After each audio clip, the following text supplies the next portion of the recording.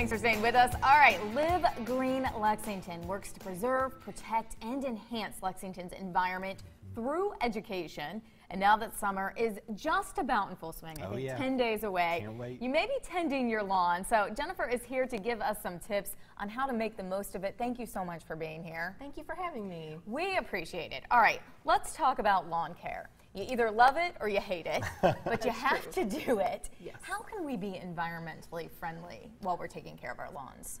Well, one way you can be environmentally friendly by taking care of your lawn is to make sure that you're not putting too much fertilizer on your lawn. So make sure that you are following directions on the package for how often. More isn't better. Right. So if you put too much fertilizer on your lawn, when it rains, it all washes into our storm drains and into our creeks, which lead to the Kentucky River. And that's not good for the wildlife. No. It's not good for us if we want to boat or swim in the river. So it's just that kind of thing. You can mow your grass a little bit higher, and that encourages a deeper root system, so your lawn doesn't need to be watered as often. That's good. That's good. Which to also know. saves water. Yes. So that's a good deal there. Oh yeah, no, that's huge. I have like a smaller backyard, but I love getting into it, you know, doing some planting. So like I'm all about this. And we've been looking at different fertilizers. Does it matter which fertilizer we're really using?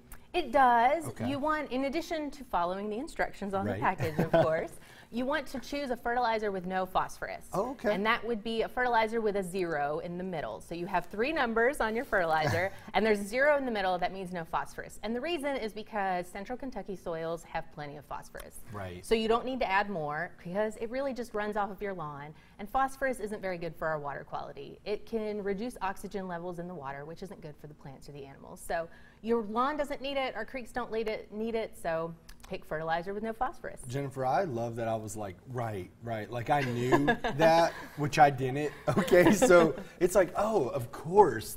So I am glad you're here to like actually tell us this, because I'm like, phosphorus? Oh yeah, I've heard of that. It's like fossils or something, right? No, David. So thank you. It's not something you think about every day, but it is something that we do every day that makes such a huge, huge impact. Now, you have advice on your website on how to properly take care of our lawns, especially if it backs up to a creek or any kind of water system where that phosphorus or whatever we're putting in our lawns could run into the water system. You brought us a little kind of map here. Let's talk about it. I thought we were playing checkers. Well, and I just liked all the pretty flowers. So it's good. The pretty flowers are kind of the point. Right. This is plant by numbers. And basically on our website, we have plans for if your backyard backs up to a creek. A lot of people want to know, what can they plant near the creek? Well, we have a list of plants that you can use and a list of plans so you know where to put the plants. Because people who aren't gardeners might look at this list and just have no idea how you could plant something. It's a little overwhelming. Yes.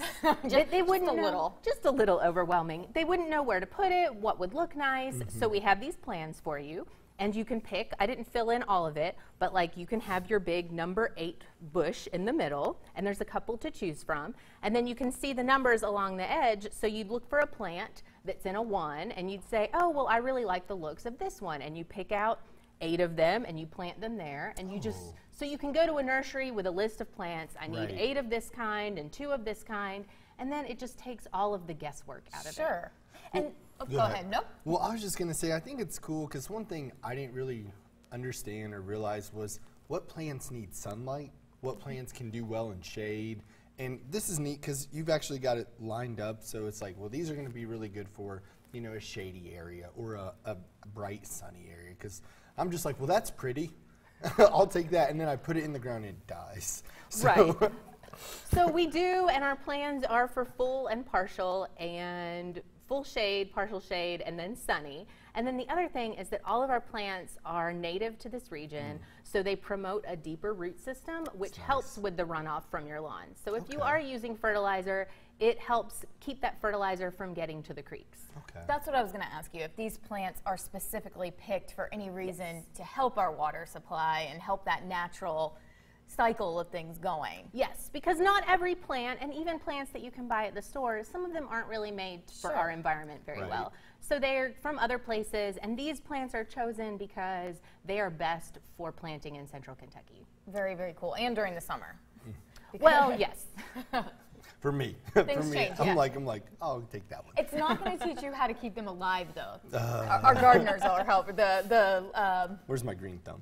Yeah, right? You don't have that much power, right? We can't help David there. I'm trying, but guys. we can help, which is a very, very good step. Yes. Because a lot of us don't think that something so everyday that we do affects the environment so significantly. And everything we do does affect the environment. So we're just encouraging people to be mindful. And whether or not you go out and plant a whole streamside garden is definitely one thing. It's ambitious. It is ambitious. But even when you're mowing your lawn, cut your grass not as high. Right. Leave your grass clippings on the lawn. They're a natural fertilizer. Make sure they don't go in the street because then they get washed into our storm drains and just add more phosphorus to the streams. And then, of course, pick fertilizer with no phosphorus. So there's little things that people can do, too. Yeah. Great advice. And you have a lot of these tips on your website as well. We do. And there's all your information. And you were saying a lot of times if somebody has questions, go to social media. Yes, you can ask us. We're LiveGreen Lex on Facebook and Twitter and Instagram. Love it. And you can always call LexCall at 311 or visit the LiveGreen Lexington website. So we have information in many places. Very, very great. Yeah, well, great. thank you so much for being here. It really is something that is so important that we don't think about, and any step to make it easier helps everybody, even our little animals out there. So thanks for coming in. Check out their website. If you have any questions, reach out on social media. I know they're quick to get back to you. Yeah. And you'll have those great lawns, even you, DJ. I'm trying, guys. All right, well, stay with us. Midday will be right back.